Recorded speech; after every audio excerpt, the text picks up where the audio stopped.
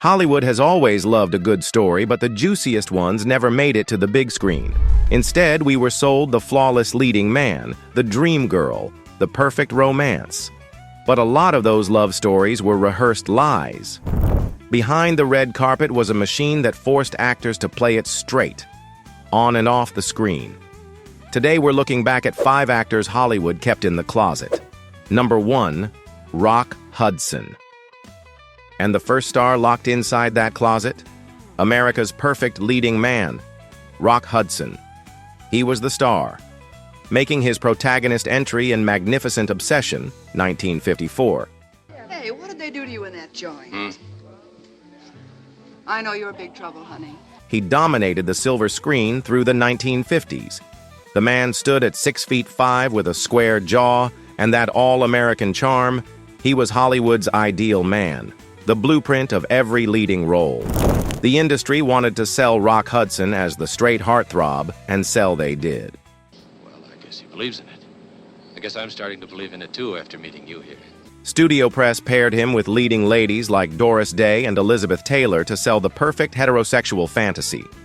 Reporters asked about his bachelor lifestyle, and Rock would brush it off with a laugh or the classic, "I just haven't met the right girl yet." But behind the camera, Rock lived a very different story, and his agent Henry Wilson worked overtime to protect his golden image. The rumors began, and in 1955, Confidential magazine threatened to publish an exposé about Rock's secret homosexuality. Wilson stalled this by throwing 2 of his other clients under the bus. He leaked Rory Calhoun's prison record and the arrest of tab hunters at a gay party. It wasn't enough, so the ultimate cover-up was next. Rock married Wilson's secretary, Phyllis Gates. The movie star and the secretary? What a fairy tale. Except it only lasted 3 years. Phyllis filed and he didn't fight it. Many historians believe the marriage was less about love and more about silencing the press. There was even a rumor about Phyllis being a lesbian. Phyllis later clarified that she married him out of love and not to prevent an exposé of his sexuality. Phyllis and Rock never remarried, and the chatter about the star never stopped. He was even rumored to be secretly married to actor Jim Nabors. It didn't help that Rock was spotted at gay bars in Los Angeles, but to the public, he remained the perfect straight heartthrob until tragedy forced the truth out. In 1985, Rock became the first major celebrity to announce he had AIDS. Suddenly, the rumors were undeniable. America's most masculine leading man had been forced to live in the shadows. After he passed away from the disease that October, friends began to tell his truth. His friend, Armistead Maupin, paved the way by confirming late Rock Hudson's sexuality to People magazine, which led to a 2.8 million circulated story of his sexuality and the disease. Lee Garlington, his 3-year partner in the early 60s, described their relationship. "We were just comfortable being us. He did not have the opportunity to live his life the way he wanted to. I wish he had been born 30 or 40 years later." Rock wasn't the only golden boy hiding in plain sight. At the very same time, Warner's Bros. Was engineering our second star and their blue-eyed male lead. Let's talk about Tab Hunter. Number 2, Tab Hunter. He was the ultimate 1950s dreamboat. Suppose you want to change your mind later. Well, we'd both be awfully hurt then. Blonde hair, blue eyes, that boy-next-door charm. Hollywood put him front and center with Battle Cry in 1955, and every magazine wanted the new golden boy on their cover. In 1957, he even had a hit music career. He was every girl's dream. But Tab was batting for the other team, and Warner Brothers couldn't deal with it. So, the studio went into overdrive, staging picture-perfect romances. First with Debbie Reynolds. Then they tried Natalie Wood. Tab later admitted, "We double-dated with her mom." Insiders developed a punchline for the couple. Natalie would and Tab wouldn't. The facade nearly cracked when Confidential nearly outed him in 1955 after a police raid at a gay party. Do you like girls? Of course. But do we have time? Warner Brothers rushed to cover it up, pushing him even harder as the America's ladies' man. Off-screen, Tab's heart belonged to Anthony Perkins. Yes, the Norman Bates from Psycho. Their love had to stay hidden because Perkins's own agent warned him that coming out would end his career.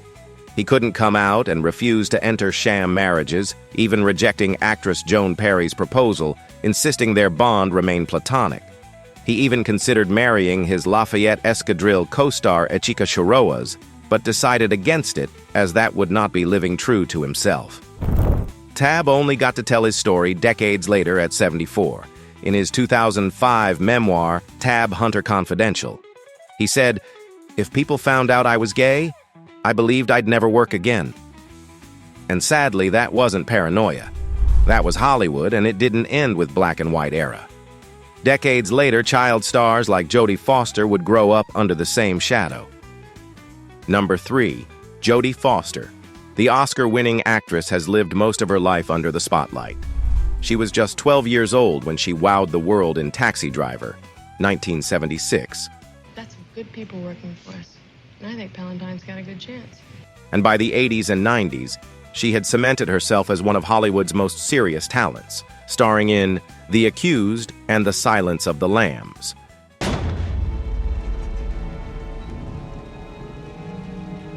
But Jodie became one of Hollywood's most guarded stars.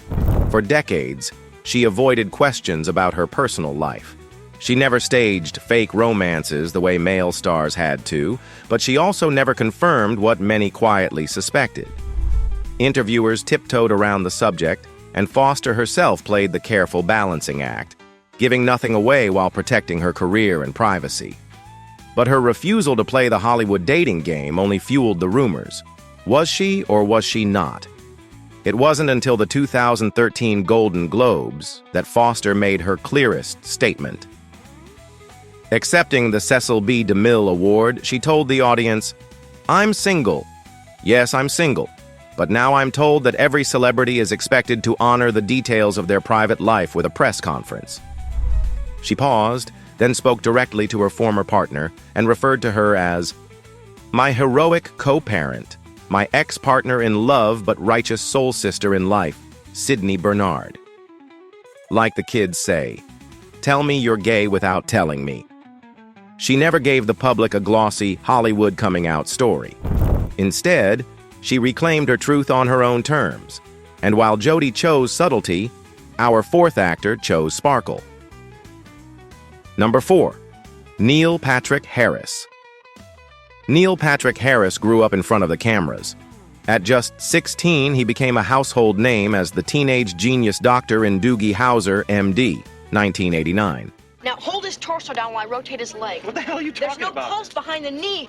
His boy-next-door charm fit neatly into the machine's formula. Young, marketable, and, most importantly, straight.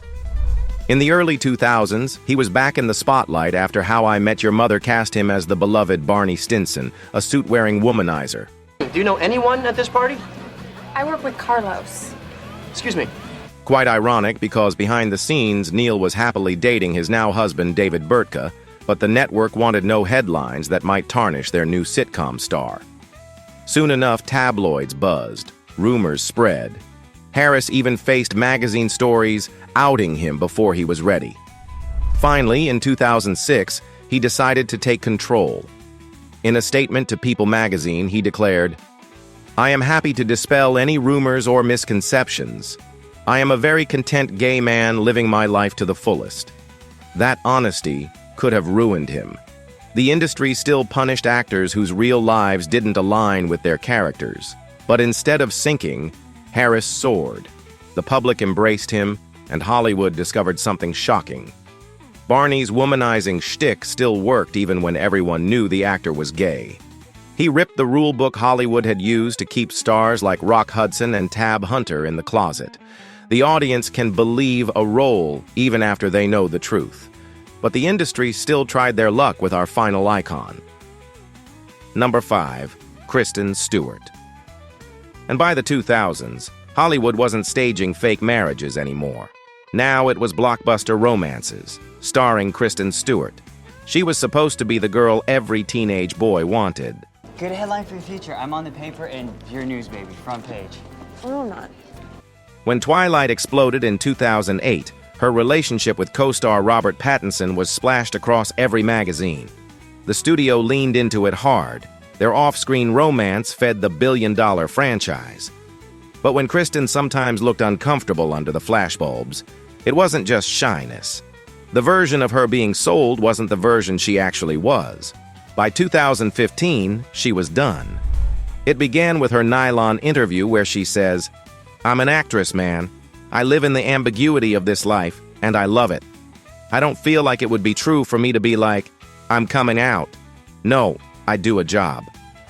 It didn't stop there, because in an interview with Ella UK that same year, Kristen spoke openly about dating her personal assistant, Alicia Cargile, saying she was finally happy because she was really in love. It was a quiet but powerful declaration. For years, she had dodged questions, but now she stopped pretending, and people noticed the shift. She seemed more confident, more grounded. From Rock Hudson's silence to Kristen Stewart's unapologetic confidence, you can see just how far Hollywood's closet has come. If you like getting behind the madness, hit that like button and subscribe for more. Did you know any of these stories? Tell us in the comments, and let us know what history you'd like us to dig up next.